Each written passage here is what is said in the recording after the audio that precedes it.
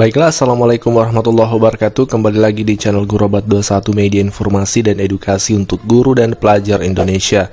Di video kali ini kami akan menyampaikan terkait tunjangan sertifikasi di tahun 2021 terkhusus tentang jadwal penyalurannya sesuai dengan peraturan dari Menteri Keuangan, Bapak Ibu sekalian.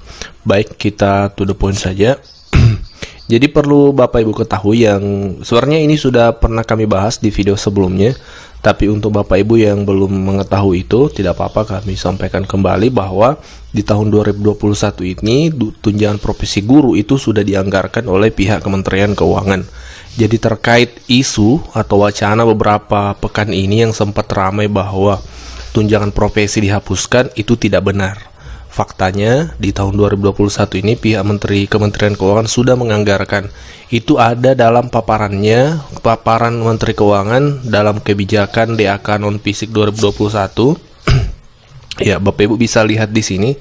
Salah satu paparan dijelaskan bahwasanya jenis dana DAK non-fisik 2021 itu termasuk yang kami tandai ini ada 3 ya untuk guru.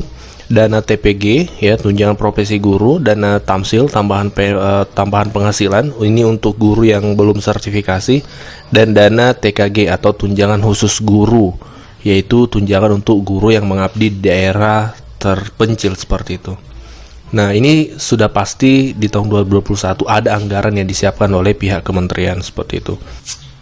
Nah, selanjutnya terkait jadwal penyaluran TPG di 2021. Nah, untuk triwulan 1 itu disalurkan paling cepat di bulan Maret itu sebesar 30% dari pagu alokasi. Jadi paling cepat bulan Maret. Memang redaksi di peraturan seperti itu, paling cepat di bulan Maret. Tapi kadang pengalaman-pengalaman sebelumnya itu cair sekitar bulan April, Mei, bahkan Juni seperti itu. Nah, selanjutnya untuk termin 2, triwulan 2 itu cair paling cepat bulan Juni, itu sebesar 25%. Sebesar 25% dari pagu alokasi. Itu paling cepat bulan Juni. Cairnya biasa, sesuai pengalaman kemarin juga, itu kadang bulan 7 atau bulan 8. Tapi kadang juga di bulan Juni ini sudah tersalur untuk TW2. Selanjutnya di triwulan 3 itu paling cepat bulan September sebesar 25%. Dan terakhir di triwulan 4 itu paling cepat di bulan November sebesar 20%. Untuk triwulan 4 ini kadang cairnya pas di akhir tahun, seperti di penghujung tahun di bulan Desember. Bahkan kadang di pas tanggal 31 Desember baru dana TPG triwulan 4 ini masuk ke rekening guru seperti itu. Nah, inilah jadwal-jadwal dari pihak kementerian. Kita berharap di tahun 2021 ini betul-betul bisa tepat waktu. Triwulan 1 itu di bulan Maret, triwulan 2 Juni, triwulan 3 September, triwulan 4 November. Kita berharap seperti itu supaya setidaknya lebih baik dari tahun-tahun sebelumnya di mana penyaluran TPG ini sangat sering lambat masuk ke rekening guru seperti itu. Dan juga kita berharap tentu semoga ke depannya proses penyaluran TPG ini langsung dari pusat ke rekening guru. Tidak perlu lagi melalui daerah seperti saat ini demi mempercepat proses penyaluran. Jadi alurnya kira-kira sama dengan penyaluran dana BOS yang dari pusat langsung ke rekening sekolah. Oke, baik Bapak Ibu, juga TPG ini sudah menjadi program prioritas Kemdikbud di tahun 2021. Ini disampaikan langsung oleh Menteri Pendidikan Pak Nadiem Makarim. Berikut ini kami putarkan videonya. Di tahun 2021 apa saja program prioritas yang akan kita lakukan? Yang pertama adalah KIP kuliah dilanjutkan dan akan dilakukan berbagai macam pembaruan dan revitalisasi dalam distribusi KIP kuliah sehingga bisa benar-benar mendorong pendidikan berkualitas bagi penerus bangsa kita. Tunjangan profesi guru pun akan masih terus berjalan.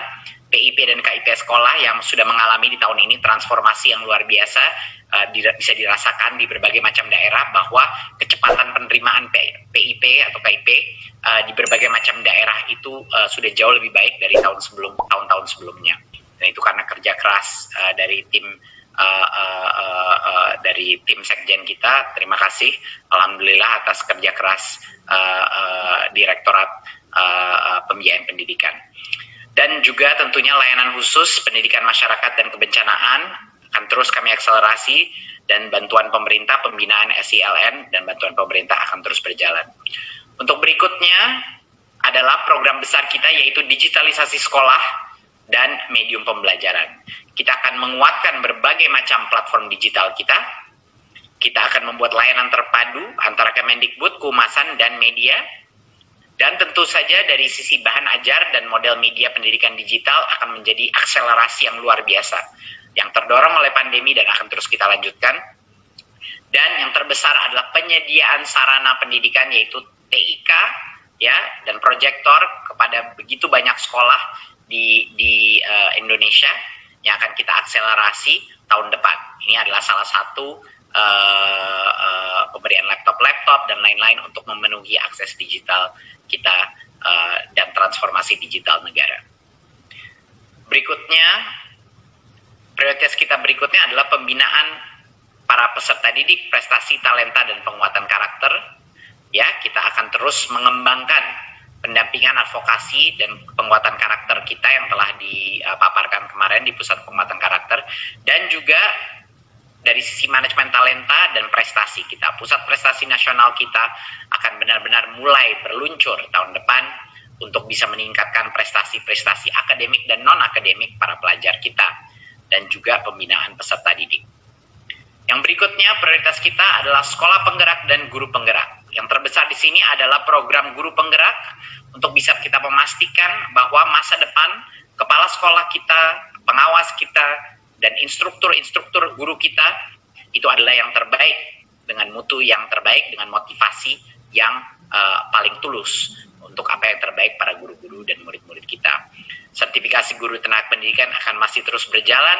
Rekrutmen guru P3K adalah salah satu program terbesar yang akan kita lakukan tahun depan. Seperti yang kita sebut kemarin, kita sudah mencukupi kapasitas sampai dengan 1 juta, tapi yang akan diangkat menjadi P3K untuk semua guru honorer itu adalah yang lulus tes. Mohon teman-teman media memastikan bahwa walaupun kapasitasnya 1 juta, kalau yang lulus tes 1 juta berarti 1 juta yang akan diangkat. Kalau yang lulus tes 100.000 berarti 100.000 yang akan diangkat.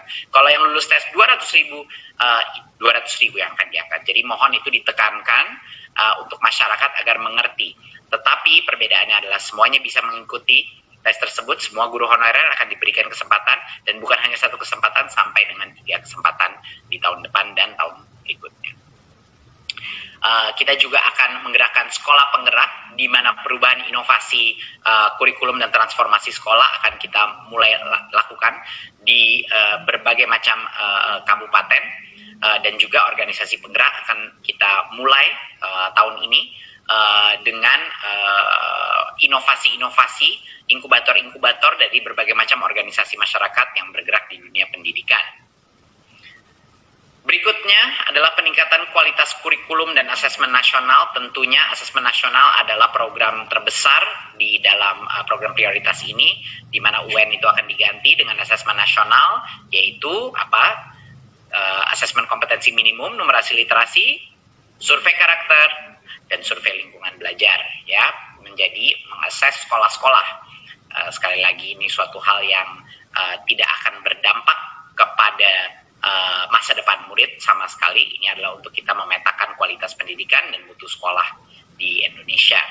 Pengembangan kurikulum perbukuan akan terus berjalan, dan juga pelatihan untuk kurikulum, inovasi kurikulum yang akan kita lakukan untuk para guru-guru, dan juga sosialisasi dan pendampingan yang akan kita lakukan untuk berbagai macam sekolah. Berikut adalah revitalisasi pendidikan vokasi. Salah satu program terpenting di Kemendikbud, yang pertama adalah dengan revitalisasi SMK yang kita buat dengan Center of Excellence, SMK-SMK yang akan menjadi SMK yang akan menjadi role model, akan menjadi panutan untuk bisa menjadi contoh perbaikan revitalisasi baik SDM-nya maupun infrastrukturnya. Dan ini sebesar 900 SMK yang akan kita perbesar, akan kita perbaiki, dan akan kita tingkatkan kualitas SDM-nya. Tentunya juga penguatan perguruan tinggi vokasi dan profesi menjadi suatu kelanjutan daripada itu di tingkat pendidikan tinggi. Kemitraan dengan pernikahan massal dengan Dudi dan juga pencapaian IKU PTN vokasi semuanya akan didorong mengarah terhadap kompetensi-kompetensi yang dibutuhkan di industri. Jadi benar-benar dengan secara serius kita akan mendekatkan industri dengan semua institusi pendidikan vokasi kita. Kurikulum akan dipimpin oleh industri, perubahan dan pemilihan peralatan akan dipimpin oleh industri juga, dan benar-benar menjadi produktif, unit-unit pendidikan produktif dan entrepreneurial. Itu adalah esensi yang terpenting daripada revitalisasi vokasi kita tahun depan. Yang berikutnya adalah Kampus Merdeka, di mana kita telah meluncurkan berbagai macam kebijakan tahun ini, dan tahun depan akan kita akselerasi dengan berbagai macam pendanaan, baik dari competitive funding maupun matching funding, untuk memastikan bahwa partisipasi industri, partisipasi universitas kelas dunia, partisipasi organisasi sosial kelas dunia, semuanya terlibat dalam membantu pendidikan tinggi kita. Dukungan untuk pencapaian IKU pun, transformasi pendanaan yang kita telah lakukan di episode ke-6, semuanya akan mendukung program Kampus Merdeka ini. Seperti apa itu Kampus Merdeka? Itu yang kita bicarakan dengan 8 IKU. Sebanyak mungkin mahasiswa keluar dari kampus untuk mendapatkan pengalaman di dunia nyata. Semakin banyak dosen keluar kampus, semakin banyak praktisi masuk ke kampus, semakin banyak riset terapan yang bermanfaat bagi masyarakat, semakin banyak akreditasi internasional, dan beberapa aspek lagi. Dan juga merubah dan mentransformasi pendidikan di universitas ke arah project based learning, di mana kita bukan hanya belajar untuk mendengar dan mendapatkan informasi, tapi belajar mengaplikasikannya di dalam kerja kelompok dan menghasilkan kerja nyata. Itulah adalah arah di mana pendidikan tinggi kita akan beralir terhadap kompetensi-kompetensi bekerja, berkolaborasi, berkreasi, berinovasi.